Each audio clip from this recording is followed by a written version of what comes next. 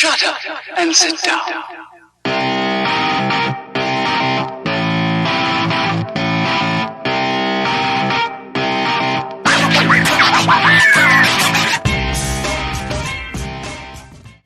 Good morning, afternoon, or evening from wherever you're listening across the world. Welcome to another episode of Just Ball Things, hitting your day with the 11th episode of the season. And what a season it has been. With me today, as always, is the J-Man, Jack Manuel. How are you, buddy? Letting the hair flow free. Why not, mate? Sometimes we all need to be free and not restricted by the bounds of ties and hair ties and other ties that society puts upon us. Oh, that's very deep, Jackie boy. Very deep. You know, sometimes I'll think about, one day letting the hair loose, but it doesn't quite look as Jesus-y as yours. Not as, and we all know that that's the pinnacle. So it doesn't quite look as good as yours. I look very just bad with the long hair. If it's not, I actually got one of your my face. Is bad. I actually got told by one of my workmates, was just like, he was growing his hair, but it wasn't quite that long. I was just like, I don't really like how the man bun looks really on anyone. And I'm just like, okay, Savage. God damn, dude. We had a laugh. He's a cunt. As always, you can contact us on Twitter. At the J-Man JBT or at JBTNEC are our Twitter handles. You can contact us there. We are also closely affiliated with OTG Basketball. They've got an awesome news website and podcast and YouTube network, which of course you know about the YouTube network because you're watching us right now on it, where you can keep up to date with all things NBA. Make sure you give them a follow on Twitter at OTG Basketball. Give them a subscribe as well on YouTube so you can watch JBT, so you can watch all the other programs that appear on OTG. It is not just JBT goodness. Facebook.com, you can follow us there. Facebook.com/justballthings and JBTpodcast at gmail.com. If you'd like to hit us up with some emails, the line is always open. Mate, let's get started here because it's been a big week in the NBA, especially with the deadline closing. So we'll start here with some Busick-Manuel scale. For those of you who are new, this is a JBT-created scale that sums up how likely things are to happen in the NBA. We scale it on alternative fact, Wikipedia, Twitter fact, Wikipedia fact, or straight up fact. I hope that makes sense to you all because it's still, after 5 years, not making sense to me. Mate, I mentioned it before, the trade deadline is over, the trade window is closed, and the Chicago Bulls are the biggest winners. Nick, I'm going to put this to you. The biggest team, the biggest winner is a team that didn't make any moves. And that's the Brooklyn Nets, mate. Now, look, somewhat. I'll make the argument Deadline for the fact moves. I mean, Griffin was still, and I think, just such an amazing piece that was brought in during that window. But and obviously no James deadline Harden moves. traded to the team as well. So, but also I think the fact that the Philadelphia 76ers weren't able to land Kyle Lowry, neither were the Miami Heat. Now, they were, I guess, a winner in being able to acquire Victor Oladipo for chump change, essentially, basically sending out Kelly Olynyk and Avery Bradley. Kelly Olynyk has been a rotation player, but that's the best that he has been. I also like what Denver did. I like what they gave up to acquire Aaron Gordon, who I think is... I ultimately think that his best fit is in Denver, next to Jokic, next to Murray, next to Porter. I think that he can be a facsimile of what Jeremy Grant gave them in the postseason last year, maybe even a little bit better as an offensive player. Not this season's Jeremy Grant, but last season's Jeremy Grant in that respect. And look, the Chicago Bulls, the Charlie Manuel Chicago Bulls, he was like to me last night, is it worth it? And I'm like, you know what? Put Zach LaVine next to Nikola Vucevic. You've got two incredible spacing threats, incredibly talented players, top 30 players, whatever you want to call them. And yes, their ceiling is maybe capped at a top 5, top 6 sort of seed, if that.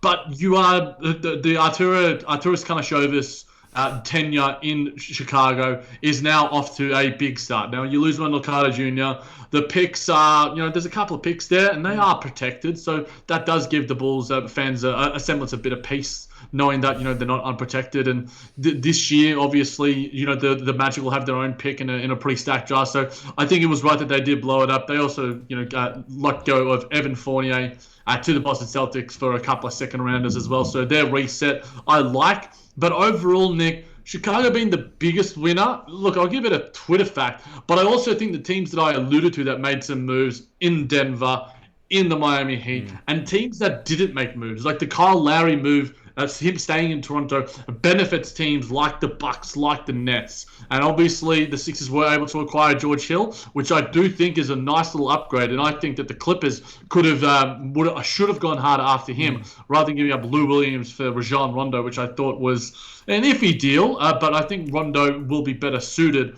for Los Angeles than what he is in Atlanta as a sort of mentoring piece, rather than sort of a championship and a real role player that actually matters.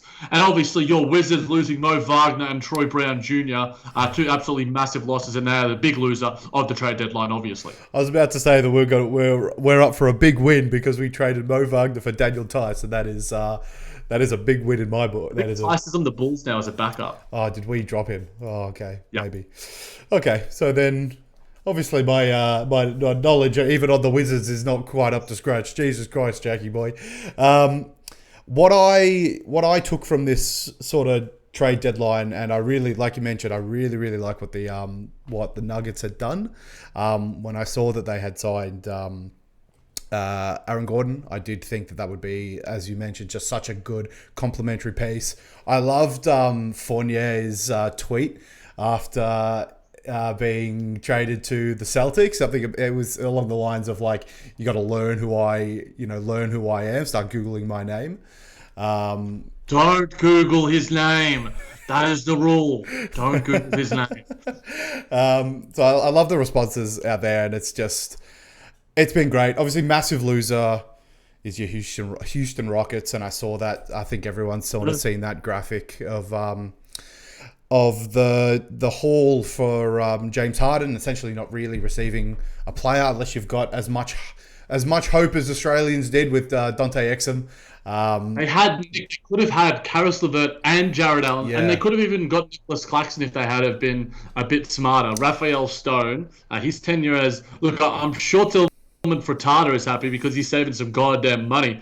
But, you look at what the Anthony Davis trade and getting Brandon Ingram and Josh Hart, two quality rotation players and quality, an all-star and one of the best role players in the league. Who do the Houston Rockets get? They've got kids that are going to be playing. They're like 13 years old. Yeah, that's right. They've got just a shit ton of picks, which, that can be a good thing, but you traded an MVP. And you're always going to lose that trade. You're always going to lose a trade where you lose the better player. But I guess we'll wait and see how these picks go, and I guess we'll have to revisit this podcast in five years' time when we are shitting all over it because Houston might have made like the big, who knows. Right now, it is looking quite deplorable. The whole Nick Claxton thing, don't believe that smoke unless James Harden's on his team. I just want to sort of rain on your parade a little bit there. You haven't watched him play defense, clearly, Nick. I have watched him. I watched him play against the Wizards, mate. When you beat us, he beat us offensively, to be fair. And we played, I think we kept you to one of your lowest scores. I think you only got like 111, wasn't it? Or something like that. I remember the commentators during that game, the broadcaster saying something about how well we had done defensively. Because I put it as a mental note. I'm just like, oh, Wizards and defense, okay. But I mean, he is an active defender and he's switchable. And this has now turned into a Nick Claxton segment, but that's fine. Yes, very good, Nick. The listeners love Nick Claxton. The Nick Claxton hive is only growing, And as I have coined it, it's Clack City, Nick. Clack City. But he is, I mean, not nearly the player he would be if he was on the Rockets. So even if that trade goes on, you're saying that, Nick Claxton's a good trade piece if they had accepted that. It's better than one of the picks that, look, I guarantee sure, it's that better than what they've got now. But Nick Claxton is almost, or at least in my world, especially for being friends with you, has become a household name. I'm just covered. My Twitter feed is nothing but Claxton and Joe Harris. I thought about it, to be fair. You got to know where the clicks are, Nick. You got to know where your market is. And funnily enough, we'll be talking some defense later in the pod, and you better believe that I'll be bringing up Nick Claxton again. But yeah, in saying that, Nick, what are your thoughts, I guess, overall on Chandler Hutchison and Daniel Gafford coming to the Washington Wizards? Mate, don't throw these questions at me because I've got no fucking idea. It doesn't matter. Like, ultimately... He's been a decent backup big in Chicago. And Chandler Hutchison is basically a facsimile for what sort of Troy Brown Jr. was. And look, I know that you've sort of liked Troy Brown a little bit. I did. I recorded earlier Remembering the Office with Corey Waldron, and he told me to ask you about how you felt about losing Troy Brown Jr. Not too happy about that one. I did really, really, really like his progression and how he was traveling as a young player. But I guess we're focusing on Rui. We're focusing on Danny. I guess I don't know. I honestly do not know the direction of this team. We've got so much money obviously hung up in Beal, which is fine, and Westbrook. It really limits these moves, and this is these sort of trades will be the most exciting trades that we're going to get for a long time, because we're just not desirable. We have no plans to be desirable. I don't know. It's just after you get shot, 100 times in the chest, does 101, does it make a difference? It's a very bleak outlook, but it is what it is. If we can, we've gone on a bit of a skid after our winning streak, and playoffs are looking forever distant. But in the East, who knows? Anything can happen. Maybe we can scrape our way into a play-in, which would be nice. I just want to see Beal on the big stage. That's why I want to see him going. I want to see him going. I want to see him on the big stage. And I want to see him win a Finals MVP. It'll happen, Jackie boy. Count on that. Speak it into existence, Nick. But a man he's a very, very good segue. I'm talking about it before I even say it. Speaking of a man who's won Finals MVP, 2 of them to be exact, Kevin Durant and Nick, play that Brooklyn Bits music for me, white boy. Oh, yeah.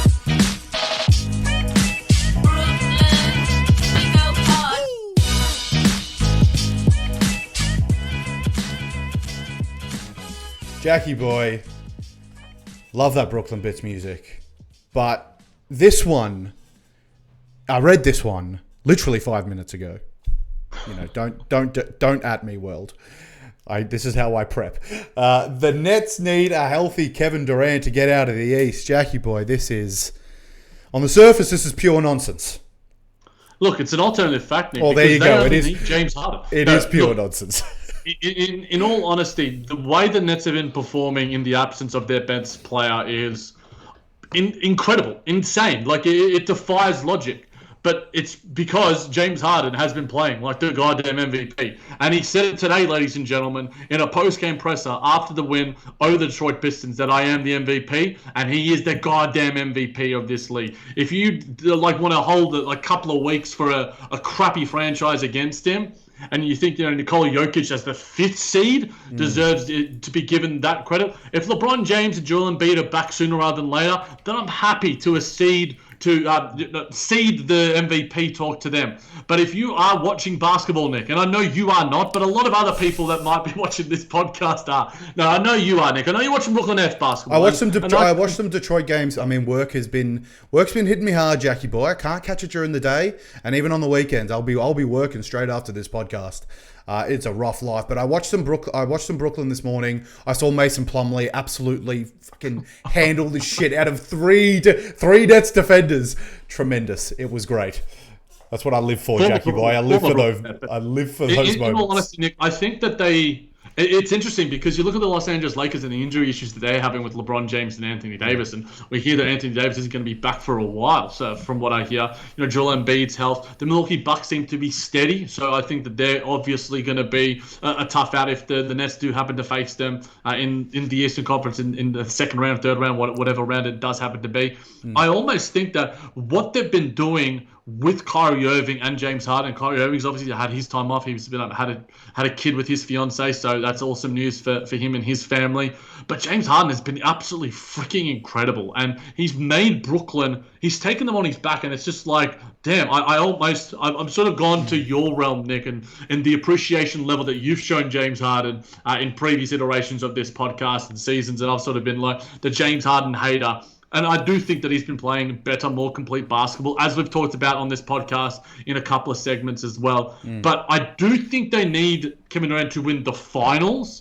I don't necessarily think they need him to come out of the East, but hopefully he's back sooner rather than later because, man, it just makes everything easier. It allows you to not play the dude who got crossed into the East by Mason Plumlee in Timothé Luwawu-Cabarrot. It allows you to get him out of the rotation. It allows you to play Bruce Brown off the bench. It gives you more balance. It eases the burden of a Jeff Green, of a James Harden. He doesn't have to play 42 minutes night after night after night. So I think that Kevin Durant is quite clearly one of the best players in the league, and somehow still the Brooklyn Nets have been dominating to an extent that is incredible. They've lost like 2 or 3 games in the space of like 15, 20 games. Yeah.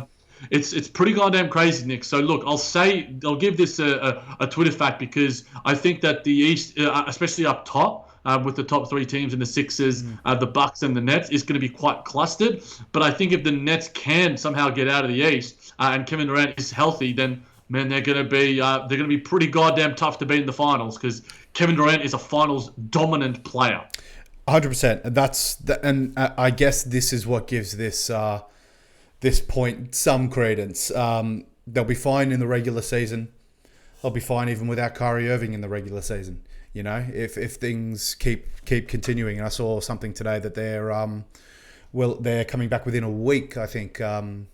That's what I think Harden quoted after today's game, looking to get Kyrie, and I don't know if it was to the extent of Durant. Yeah, it was a week.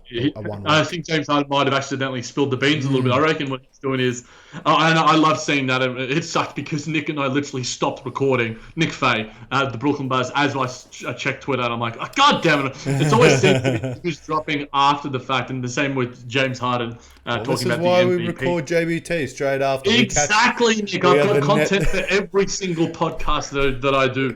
Been goddamn recording 3 of them today. Right. But yeah, in all honesty, Nick, I think you do make a good point in the fact that those guys coming back is going to be scary hours. It's a massive boon for Brooklyn, but I don't think that they necessarily need it because Harden playing in a situation that he really likes, playing under coaches that he quite clearly respects and adores, playing with, quite frankly, the perfect team around him. I don't care that I've heard this Brooklyn team isn't quite as good as the Rockets teams that Harden had. It doesn't matter. Personnel is massive, and you have the right people around you, the right sort of caliber of maybe not even the greatest player on paper, but James Harden is bringing the best out of Nick Claxton and Blake Griffin. It's Lob City days again. Like it's weird.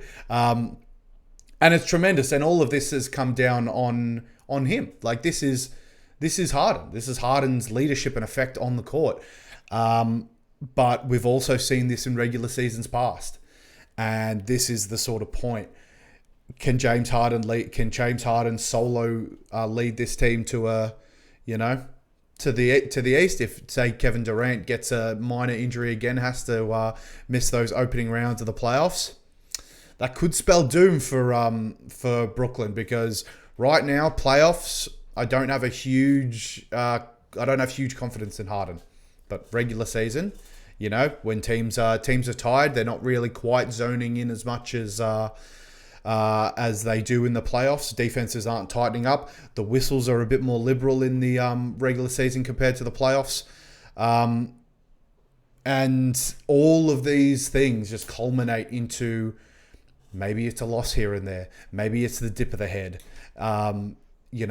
and I think that's going to be the kicker. If Kyrie Irving is still there, obviously he's a proven playoff performer, can get them through. But I think if it was Harden solo, I don't have them coming out of the East. Harden and Kyrie, maybe, but with Durant, the Nets win the championship. I have been on that. I've been on that since I don't think I've swayed on that. I feel like I've been fairly consistent from the start of the season that if Kevin Durant is playing on this Nets team, they win the championship, or at least make the finals, because there is the LeBron thing. But injuries, we'll see how the Lakers fare in the West. But yeah, scary times for Brooklyn. If they can get back in the week, there's no reason they can't finish top of the East, and then obviously that'll make it scary hours. If you've been on Twitter, mate, scary hours. Yeah, I know that was like months ago now. That's what he's. It's still scary hours because Drake hasn't dropped the album yet, so the Brooklyn Nets still have the patent on that saying. But one of their main competitors, Nick, will be the Philadelphia 76ers. And I told you I was going to talk about defense. Let's talk about some defense. And I put to you, and this is obviously via Doc Rivers himself, Ben Simmons is a lock for the Defensive Player of the Year. I heard this one come out,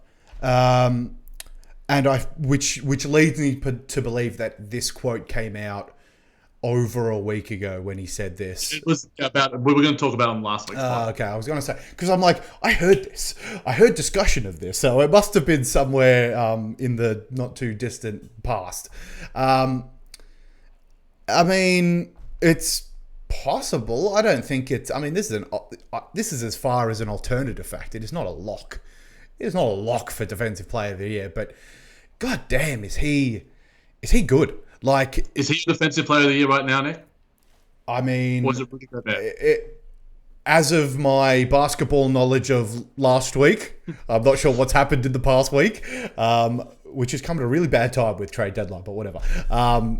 It is Rudy Gobert's to lose. I think he is far enough ahead that unless he misses significant time, or the Utah Jazz go on some horrific defensive skid, which I don't think has ever happened, it's his to lose. Utah have had enough of a showcase so far, and they've been good enough for him to almost have this one in the bag. If this was flipped, it's like Rudy Gobert is a lock for DPOY, I would probably put it as more of a. It wouldn't be a straight up fact, because Ben Simmons is looming. I mean, the guy has got the the agility of a guard and the strength of a 4 or a 5. The guy is insane, but. I think there's still quite a bit of season left. We'll see what Simmons and the Sixers can conjure up. Where do you fall on this one, Jackie boy? Look, I'm on the Ben Simmons side of things because partly I prefer versatility in my defense. Yep. And Rudy Gobert is one of the best rim protectors in the modern game and in modern history of the game. But you Draymond Green to Ben Simmons, these sort of guys give you something that Rudy Gobert doesn't. Can you put Rudy Gobert on a Damian Lillard, on a LeBron James, and a possession to just get you a win? No, you can't. But you can orchestrate a truly incredible team defense under Rudy Gobert. So that's why I just prefer Ben Simmons just subjectively in what I prefer defensively. And look, we would have talked about Draymond Green's comments about him saying that he's like the best defensive player ever.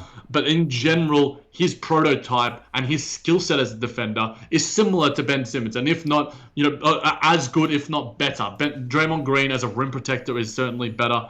And I would say that Draymond Green is one of the 10 best defenders in the history of the game. He changed defense in a lot of respects. We see that the Golden State Warriors changed the offensive game as well, and with Stephen Curry and such. Draymond Green changed defense. There is no Ben Simmons without Draymond Green. Doc Rivers, Brett Brown don't have the confidence to play a Ben Simmons without what Draymond Green has done as a prototype. So I love what Ben Simmons does. We're seeing incredible. He just has incredible defensive instincts. Yep. Like you mentioned, his physical prowess as a defender as well is his immense. Smarts. You need to be just an incredibly clever player to play defense at the level that Simmons does, and that was sort of evident in college. He was always a great defender, but his offensive skills also sort of exemplify how clever he is on the court.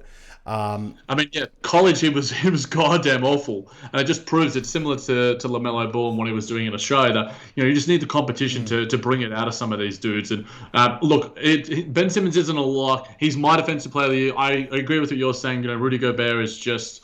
He's a one-man wrecking ball under that rim. He literally changes the way teams play offense purely by his presence down there. And they're the most valuable points that you can get, that the ones around the rim. And Rudy Gobert doesn't allow you to get them at all. So for me, Ben Simmons is my defensive player of the year at this point. I think Rudy Gobert would be a close second.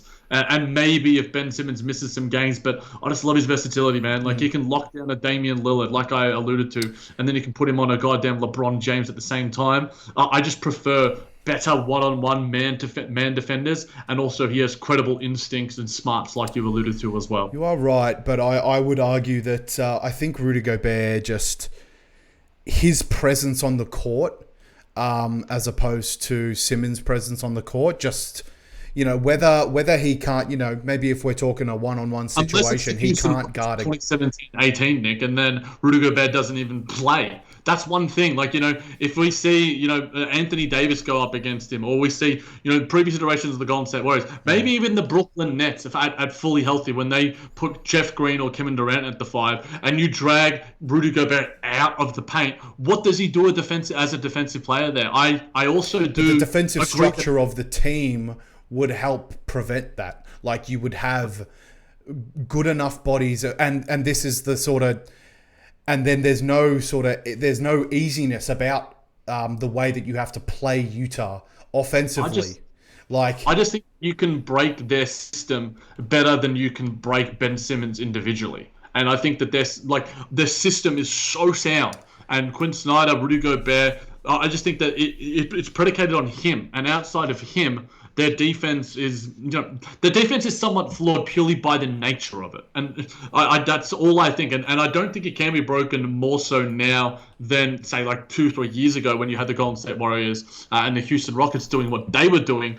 And now it's essentially, there isn't a lot of 5-out basketball happening other than basically probably the Brooklyn Nets, and maybe sometimes the Milwaukee Bucks in that respect too, and maybe the Joker as well. Again, some of the best centers in the league have absolutely sunned Rudy Gobert this season. Nikola Jokic and Joel Embiid have absolutely dominated him. Jared Allen, as a Brooklyn Net, dominated him too. So that just sticks in my head a little bit too. If I think of possessions, other than like one Devin Booker 3, which was incredible, I just think that Ben Simmons provides more as an individual defender, and this is an individual award, not a team award. Are you then judging Ben Simmons on the same metric? Is any guard that goes off against the Sixers then suddenly Ben Simmons' fault? The same way you're doing the centers for Rudy Gobert? He doesn't just guard one player. Well, that's right. It's a bit of a, I don't know. I don't quite agree with the metric you're sort of laying there. Philadelphia 76ers right now have the second best defensive record in the league, closely followed by the Utah Jazz. But the early stages, and especially like the impact that Gobert was having on that on during that win streak was incredible. And there are ways to play. There are ways to devise plans to play around certain defenses, and there are weaknesses in Rudy Gobert's game. But I also don't think that Ben Simmons has that level of defensive impact to completely reformulate how a team approaches offense that they have to do for Rudy Gobert.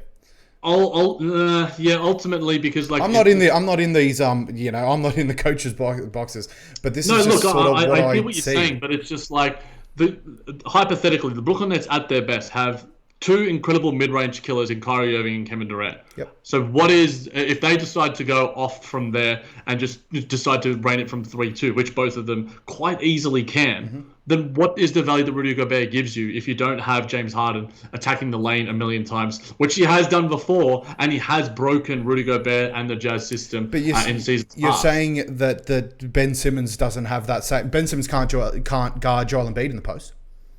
Not as well as a Rudy Yeah, but he Gobert. doesn't- So if someone keeps pounding down on Ben Simmons down in the post, just say that. But that's a game that isn't as prominent. That's a style of basketball that isn't as prominent as what. That's true. But what does Ben Simmons do against a Giannis?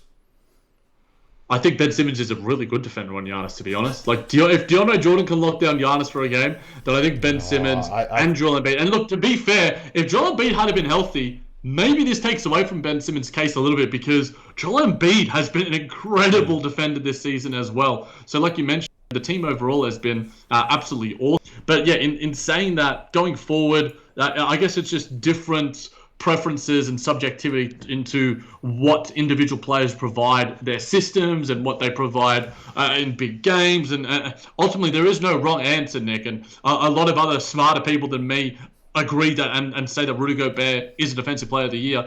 I'm just being subjective and maybe providing a little bit of Aussie bias to our boy Betty Boy. I'm all for providing the Aussie bias, but yeah, I think just Rudy Gobert's start had been so strong, and maybe I'm just remembering it fondly. Maybe I don't watch enough Sixers. Dude, there's people saying Rudy Gobert is like an MVP contender, and I'm just like, all right, man, we don't give the MVP on goddamn screen assists. Please shut your mouth. Well, I mean, if you're taking the V in that MVP, then he is certainly probably the most valuable player on the... He's a valuable player. Give him the VP award. But I'm not giving the most valuable on the Utah Jazz. There's an argument 100% to be made there. The Utah Jazz nearly as dominant as they have been if Gobert is not there.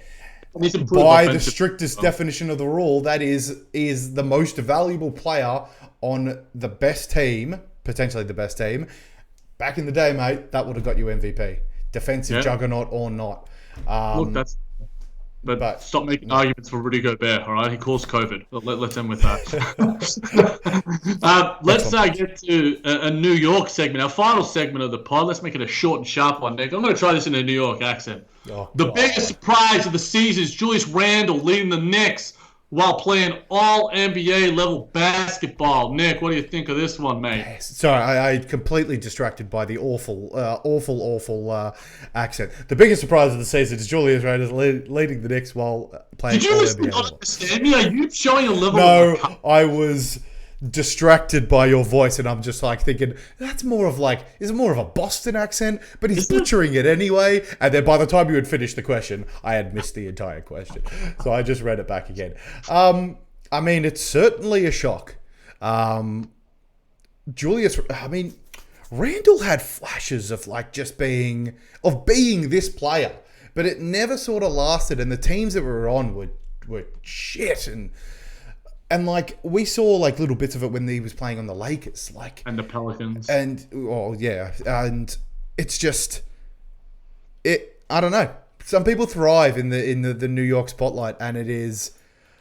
I mean, it's great. New York have found their guy. Like it's given them some morsel of hope for the first time in a very, very long time. Not for anything greater than just playoffs, but playoffs for New York. That's huge, and I think they are primed to be in the fifth seed. Yeah, that's what I mean. I wasn't sure whether in the past week they had slipped. That's why. Look, it's an absolute cluster from like 4 to 9 in the East right now. It's truly crazy. So they could quite easily drop. But Julius Randle, biggest surprise of the season, Nick. I'll give this Twitter because it's one of the biggest surprises. I don't think he's been playing all NBA level basketball because the way that some other centers have been playing, Gobert. Maybe you put him Speak at it the into 4%. existence, Jackie boy. The New York media and the New York voice is a very loud one.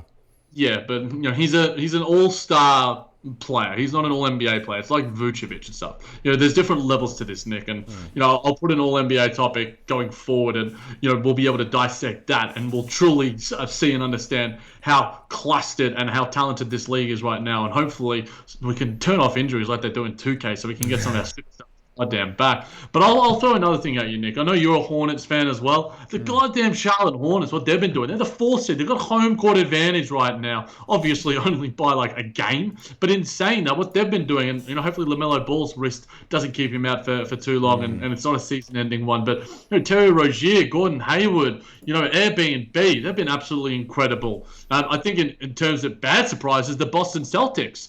But Danny Ainge was close to getting that Vucevic deal done, Nick. He was close. I can't believe I'm saying this, but it was leaked in the media that Danny Ainge was close in making a deal. Never thought it would actually happen. So yeah, and I think the Phoenix Suns as well are a somewhat of a surprise. I thought they would be good, but I didn't necessarily think they would be the second best. Not a team surprise for me, Jackie boy. If you, I think I had them 3rd in my standings for last year. I have big faith. Nick. I mean, they're 2nd, so I guess that is surprising. I guess. The Rockets being as bad as they are, obviously we thought that, even with Harden leaving, they went on a 20-plus game losing streak. And who'd have thought that they would be 1 game ahead of the Minnesota Timberwolves? That is a huge surprise. Julius Randle, like I said, we saw flashes of this. It is surprising seeing it at the consistent level. It was surprising seeing him turn into an all-star. It was surprising to see him take New York to the heights that they are. And, there's a lot of surprising aspects about this. Yeah, that's right, Luna. It's very surprising. Yeah, big surprise. But there are, you mentioned some great ones. 76ers having the best record in the East. Obviously with some coaching changes. Could have gone either way. The Heat being 8th, obviously, some Jimmy Butler injuries there. COVID stuff as well, yeah. Yeah. But there's the Hawks, Knicks, and Hornets are all very high sort of playoff spots right now, which is insane. The Hornets for me, fourth is just. It'll be interesting to see by the end of the season who does solidify that 4th spot. I expect it to be the Miami Heat, and maybe the Boston Celtics if they can actually get all things together, because those to me on paper should be the best. Yeah. They're 2 games. They're 2 games behind the 4th seed, so it's super close.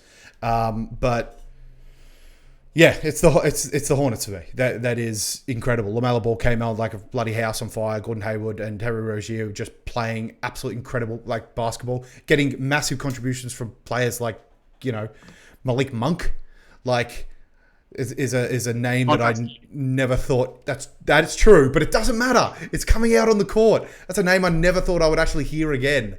But. It's been great. And they're entertaining, and that's important as well. Entertaining basketball from the Hornets. I mentioned that maybe 3-4 podcasts ago. There's just revelation in Charlotte. Yeah, for sure, Nick. I'm with you on that one, and I think the last one that I'll throw at you before we end this podcast is the Toronto Raptors. They were pretty goddamn close to making the finals, and had a big sort of, well, not the finals, but had a pretty feisty first round against the Boston Celtics, and I just thought that they would show more, despite losing Serge Ibaka and Marc Gasol. Kyle Lowry's been relatively healthy. I think Pascal Siakam, his inconsistent form and his inconsistent nature and getting along with Nick Nurse and such has been interesting. But Fred VanVleet's been really, really good. They've lost, obviously, Norm Powell, and I think the addition of Gary Trent Jr. is a really, really good one. I'm excited to see what he can do in Toronto. So I'm surprised to see them so low in the standings. But, yeah, plenty of surprises this season, Nick, and there always are in the NBA. That's right. That is an interesting one. I don't really know why. It's a sort of... I don't know. And it's something that I don't think is really cared about, I guess, because it's not like, why are the Raptors so bad? It's more like, why are the Hornets so good? Why are the Knicks so good? And it sort of goes on that thing, and the Raptors can just, they had their championship. They had their spot in the sun. It certainly feels like that. Anyway. Yeah, so it'll be, especially in the East, all eyes on the East. because teams like the Bulls will be on the up now, especially post-deadline. It'll be interesting to see how their run, end of the season run goes. Could they snag that 4th spot? They are 3.5 games behind the Hornets right now, which, again, is not a freaking lot. That separates 4th and 10th, Jack, which is just crazy. Yeah, the Eastern Conference will be the conference to watch. And the play-ins will be tremendous, obviously. Like, even your 9th and 10th seed will just be that close of a rivalry. Oh, well, that close. That there'll be close enough teams that it'll be... those play-ins will be just it'll be a great time, Jackie boy. It'll be a great time. No doubt at all, my friend. All right. That just about does it. Short and sharp one here, Jackie boy. You've done a lot of podcasts today. Hours of content. Good stuff. I'm glad you could fit me in your busy, busy schedule. And I'll be going back to work straight after this. Fuck my life.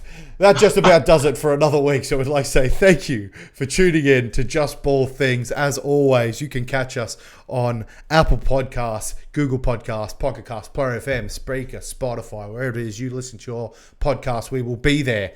If you are listening to us on Apple Podcasts, 5 stars, rating and review, all that good stuff. Make sure it's positive, or else I'll find you. No, I won't. That's very stalkerish. I'm sorry. 5 stars though.